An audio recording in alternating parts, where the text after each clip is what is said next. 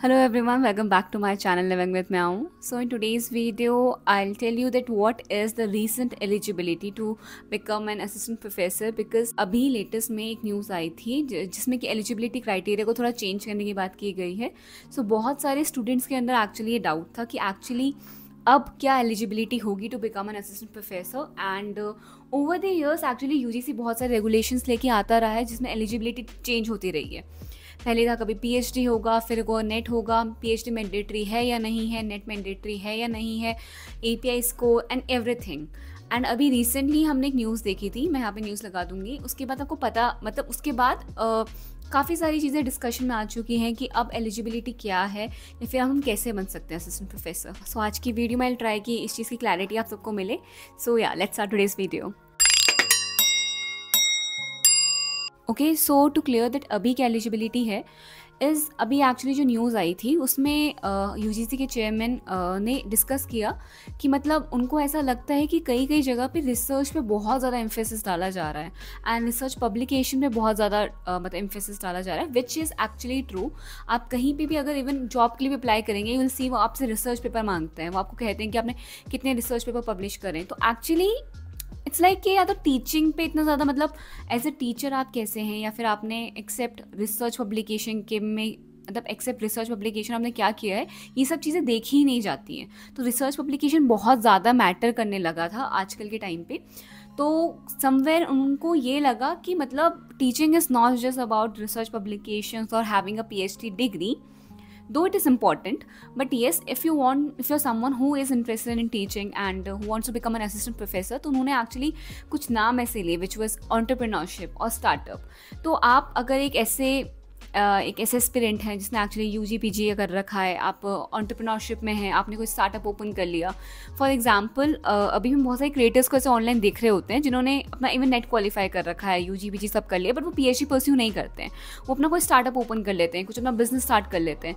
तो मतलब आपकी वो चीज़ वेस्ट ना जाए, आप उस एनर्जी को कहीं और चैनलाइज कर सकें, इसीलिए एक्चुअली उन्होंने ये बात करी. सो ये अच्छा भी है एंड बुरा भी हो सकता है. Now I will tell you how. अच्छा इसलिए है बिकॉज बहुत सारे लोगों को पीएचडी में इंटरेस्ट नहीं होता है, बहुत सारे लोगों को रिसर्च नहीं करनी होती है, but ultimately they do PhD क्योंकि पीएचडी प्रमोशन के लिए ज़रूरी है. इवन बहुत सारी जगह भी पीएचडी मांगी जाती है. So it has become kind of compulsory to do PhD. तो मतलब शायद से उनका मन भी नहीं होगा बट वो फिर भी करेंगे. अब उनको रिसर्च पब्लिकेशंस भी करवानी है. अब अगर आपको अच्छे से रिसर्च में इंटरेस्ट नहीं है, अब रिसर्च कैसे करेंगे? रिसर्च पब्लिकेशन फिर आजकल हम देखते हैं काफ़ी सारी जगह लोग पैसे देख के भी करवाने लगे हैं. ये भी एक चीज़ हो जाती है कई कई जगह पे. सो मतलब इससे अच्छा कि इंसान जिस भी फील्ड में आए अपने मन से आए. तो अगर आपका स्टार्टअप है, आप एक एंटरप्रेन्योरशिप पे हैं, आपने कोई बिजनेस ओपन कर रखा है, तो आप तभी भी एलिजिबल होंगे to become an assistant professor. So ये चीज़ अभी बात कही गई है, ऐसा बोला गया है. अभी इन सारे रूल्स को एक्चुअली अप्लाई होने में टाइम लगेगा. सो इट्स नॉट दैट कि अभी बस आ गया है और अभी से अप्लाई हो जाएगा, बिकॉज ये सब चीज़ें फॉर्म में आने में बहुत टाइम लगता है. नाउ टू बी क्लियर, अभी एक्चुअली रिसेंटली क्या अभी हमारा एलिजिबिलिटी है, that is you should have a net certificate and MA की डिग्री. ठीक है, आपके पास मास्टर्स होना चाहिए, आपके नेट का सर्टिफिकेट होना चाहिए. NET is actually the minimum eligibility जिसके अकॉर्डिंग मैं लगी हूँ. I have a master's degree and मेरा नेट क्वालिफाई है. सो इसी बेसिस पे I am an assistant professor right now. ठीक है, but ultimately as I say I also know that I have to do PhD. It's not that मैं actually PhD ऐसी करूँगी, मुझे रिसर्च में भी इंटरेस्ट है. So somewhere it's a boon for me because मुझे रिसर्च में भी इंटरेस्ट है, तो मैं पीएचडी करूँगी. And I also know to become an associate professor और a professor PhD compulsory. And if you are someone was new to my channel, मैंने अपने यूजीसी नेट के हैंड रिटन नोट्स भी लॉन्च करे हैं. So you can check the description box as well. और आप मेरी लेटेस्ट कम्युनिटी पोस्ट पे भी जा सकते हैं. वहाँ पे आपको गूगल फॉर्म मिलेगा. You have to fill that Google form. आपको पेमेंट प्रूफ लगाना है, अपनी ईमेल आईडी उसमें अटैच करनी है, and within 24 hours you will receive all the handwritten notes. So do check it out. Now the point to be noted is कि PhD important रहेगी अगर आपको प्रमोशन चाहिए. तो if you want to become associate professor और a professor, तभी भी आपको पीएचडी की डिग्री की मतलब इंपॉर्टेंस है और आपको चाहिए होगी. Yes, but to become a assistant professor आप एक्चुअली कॉम्प्रोमाइज़ कर सकते हैं विद अ पीएचडी डिग्री. आपके पास पीएचडी डिग्री है नहीं है चलेगा, ठीक है ना. मतलब आप नेट के बेसिस पे ही बस, एमए के बेसिस पे, या फिर अभी हमने देखा रिसेंटली क्या हुआ है, जो यूजी करके अगर बच्चा 4 ईयर का अगर आपका बैचलर्स डिग्री है, उसके बाद अगर आप पीएचडी करते हैं तो आप फिर आप एलिजिबल हो जाएंगे to become an assistant professor. तो ये एक तरीका है। इसलिए if anyone who is very clear कि उसे बैचलर्स मतलब उसे असिस्टेंट प्रोफेसर बनना है, उसे पीएचडी करनी है, तो वो बच्चे क्या कर सकते हैं, वो सीधे आपका मतलब आपको बस अपना अंडर ग्रेजुएट करना है आपकी, लेकिन 4 साल की डिग्री होनी चाहिए। उसके बाद आपको पीजी करने की ज़रूरत नहीं है। आप नेट का एग्ज़ाम देंगे और आप नेट पे अपना चॉइस का सब्जेक्ट भर सकते हैं जिससे भी आप पीएचडी करना चाहते हैं। उसके बाद आपको पीएचडी करनी होगी and then you will become eligible to become an assistant professor. Clear?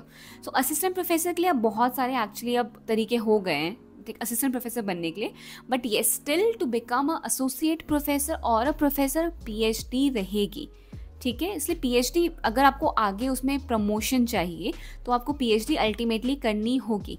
But yes, बहुत सारे लोगों को एक्चुअली इतना ज़्यादा एसोसिएट प्रोफेसर नहीं बनना होता, प्रोफेसर नहीं बनना होता है, असिस्टेंट प्रोफेसर बन के they are also very happy. तो बहुत कुछ हो गया। नाउ हम एक और चीज़ देखते हैं, टर्म है I guess professor of excellence. So उसमें एक्चुअली ये है कि मतलब आप अगर आप ने एक्सपर्टीज़ है आपका फील्ड में 10 साल का 15 साल का, ठीक है, आप किसी ऐसे प्रोफेशन से आ रहे हैं, आपने जहाँ पे जैसे अगर मीडिया हाउस से कोई आ रहा है 15 या 20 साल का, उसका वहाँ पे एक्सपीरियंस है एंड नाउ ही और she doesn't want to continue उसी कॉर्पोरेट जॉब में, तो वो कॉलेज में आके पढ़ा सकते हैं, they can become an assistant professor as well. So आज के टाइम पे इंडिया में अब असिस्टेंट प्रोफेसर बनने की एलिजिबिलिटी बहुत सारे तरीक़ों की हो गई है and it is a good thing. But bad thing ऐसा हो सकती है कि अब हम अगर इसमें बस करप्शन ना हो, okay, not talking about the entrepreneurship और कोई भी चीज़, तो यहाँ पे इंटरनल हायरिंग हो सकती है।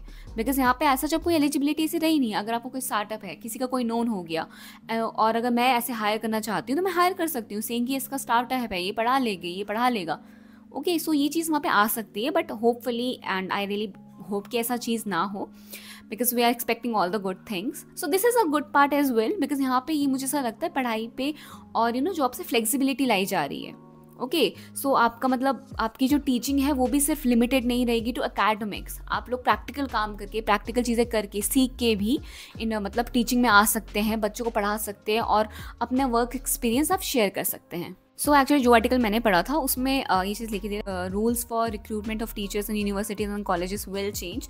सो आने वाले टाइम पे चेंज होने वाला है, मतलब अभी चेंज नहीं हुआ है। And new standards like startup idea, patent, entrepreneurship will also be added for teacher eligibility. So startup idea हो गया, पेटेंट का हो गया, एंटरप्रेन्योरशिप हो गया, ये भी टीचर एलिजिबिलिटी पे ऐड किया जाएगा, ओके।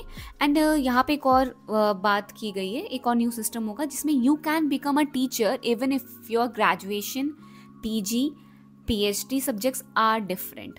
तो यहाँ पे ये एक चीज़ बड़ी नई है कि अगर आपका ग्रेजुएशन का सब्जेक्ट अलग है, अगर आपका पीजी का सब्जेक्ट अलग है एंड इवन अगर आपका पीएचडी का सब्जेक्ट भी अलग है, तो भी आप असिस्टेंट प्रोफेसर बन पाएंगे एंड तो भी आप एलिजिबल होंगे असिस्टेंट प्रोफेसर बनने के लिए। बट इसमें अभी भी कन्फ्यूजन ये है कि एक्चुअली मैंने खुद नहीं मुझे मतलब इतना अभी तक, क्योंकि ये चीज़ अप्लाई नहीं हुई है, बट जैसे कि हम जानते हैं जिसमें सब्जेक्ट में आपका मास्टर्स होता है उसमें आगे पीएचडी परस्यू करते हैं। सो अब आप किस सब्जेक्ट में, मतलब आप यहाँ पे इतनी ज़्यादा फ्लेक्सिबिलिटी मिल जाएगी कि मतलब मैं किसी भी सब्जेक्ट में असिस्टेंट प्रोफेसर बन सकूँ इन तीनों डिग्रीज़ में से, ग्रेजुएशन, पीजी या पीएचडी में से। मतलब ये चीज़ में हमें एक्चुअली ये न्यूज़ तो आ गई है बट क्लैरिटी अभी भी हमारे पास नहीं है। क्लैरिटी हमें चाहिए बिकॉज ये बस न्यूज़ डालती है। इसी की वजह से मुझे ऐसा लगता है कि बच्चों के अंदर भी बहुत सारे डाउट्स आ गए हैं, बहुत सारे बच्चों ने इसे बहुत कुछ बुरा भी कहा है, मतलब उनके उसमें व्यूज़ हैं and they are not wrong because यहाँ पे भी क्लैरिटी नहीं दी गई है। इट्स जस्ट द न्यूज़ हमें बताया गया है, बट येस प्रोसीजर क्या क्या होगा, कैसे कैसे चीज़ें अप्लाई की जाएंगी, उसका रिजल्ट क्या होगा, ये कुछ भी नहीं बताया गया है। So yes still there is a lot of doubt and news में आगे यही बताया गया कि हमारी मतलब अभी की एलिजिबिलिटी जो है उसमें 4 ईयर ग्रेजुएशन आता है, फिर पीजी आती है और पीएचडी मिनिमम एलिजिबिलिटी है, ठीक है। सो वैसे बिल्कुल बेसिक मिनिमम है आपकी मास्टर्स डिग्री और आपके पास एक नेट का सर्टिफिकेट, ये सबसे मिनिमम एलिजिबिलिटी है to become an assistant professor in India right now. And as the current system too much एफेंसेस, यस एक्चुअली यहाँ पे जगदेश जी ने कहा था कि that current system put too much pressure and emphasis on research which is a hindrance in preparing capable graduates। so अगर किसी भी स्टूडेंट पे बहुत ज़्यादा प्रेशर डाला जाएगा ओनली फॉर रिसर्च तो वो रिसर्च में अच्छे होंगे, okay. Now we can't assure that वो टीचिंग में अच्छे हो रहे हैं या फिर हमारे पास बहुत क्रिएटिविटी आ रही है, will all have researchers only. But research एक मुझे लगता है खुद में एक बहुत अलग स्ट्रीम है देन टीचिंग। यस टीचिंग को इन्हांस कर देती है रिसर्च, नो डाउट, मतलब करेगी। अगर आप रिसर्च में अच्छे हैं तो आप काफ़ी सारी चीज़ों में अच्छे हो जाएंगे, टीचिंग आपकी नेचुरली अच्छी हो जाएगी। बट टीचिंग भी एक अलग में, मतलब because I am experiencing it, तो टीचिंग खुद में एक बहुत अलग प्रोफेशन है जिसमें मुझे खुद लगता है कि बहुत अलग स्किल चाहिए। So it can't be compare, to be honest. So अभी देखते हैं इसमें क्या क्या होता है। इनका एक्चुअली यहाँ पे इनका जो मोटिव है वो मुझे लगता है वो यही है कि they are bringing more flexibility in our system, so which is a good thing कि ठीक है आप लोग बहुत सारे प्रोफेशन में नई फ्लेक्सिबिलिटी लेके आ रहे हैं। बट आई होप कि ये लोग क्लैरिटी लेके आए हैं, बिकॉज इवन अभी इन्होंने जब ये 4 साल का यूजी वाला सिस्टम लेके आए थे एलिजिबिलिटी का, तो भी बच्चों के अंदर बहुत सारा डाउट था। तो बच्चों को ये नहीं पता कि असिस्टेंट प्रोफेसर क्या, वो अगर नेट क्वालिफाई कर देते हैं अंडर ग्रेजुएशन के बाद तो वो असिस्टेंट प्रोफेसर के लिए एलिजिबल हैं। तो आप लोग नहीं हैं, आप लोग पीएचडी के लिए एलिजिबल हैं, and after completing your PhD आप असिस्टेंट प्रोफेसर के लिए एलिजिबल हो जाएंगे। ठीक है, so for someone who is doing bachelors, 4 साल की अगर आपकी डिग्री है तो आप नेट का एग्जाम को अटेम्प्ट करें, उसके बाद आप पीएचडी करें, and then you will be eligible to become an assistant professor. So I hope it's clear now. And अभी बहुत सारी चीज़ें, ये सारी चीज़ें बोल दी गई हैं, अब इनको इम्प्लाई करना, सारी यूनिवर्सिटीज इसे माने, इसे फॉलो करें, ये बहुत लॉन्ग टर्म की बात है। तो for now just relax, chill, and hopefully future में भी चीज़ें बेटर होती रहेंगी और ज़्यादा जॉब अपॉर्चुनिटीज़ निकलेंगी, वैकेंसीज निकलेंगी, because vacancies are the only thing which we want, job opportunities are the only thing which we want and which we should be given, it's our right, जो हमारे पास अभी actually नहीं है इतनी ज़्यादा। सो आई really hope कि ये सब चीज़ें जो भी चेंजेस आ रहे हैं इट्स फॉर आर गुड, और हमारे पास सिर्फ वैकेंसीज ही होंगी आगे। So yeah, okay, that's it for today's video, and I really hope that this was helpful. ये बहुत ही लेटेस्ट न्यूज़ आई, and I saw that बहुत सारे बच्चों को बहुत सारा डाउट है, they are questioning things, so I thought why not make it clear. So I hope अब क्लियर हो गई होगी एलिजिबिलिटी। अगर अभी भी आपके पास कोई डाउट है so please do let me know. So yeah, that's it for today's video, and I really hope that this was helpful. मुझे फीडबैक्स देते रहना, and I love you all. So I'll see you in my next video. Till then, bye bye.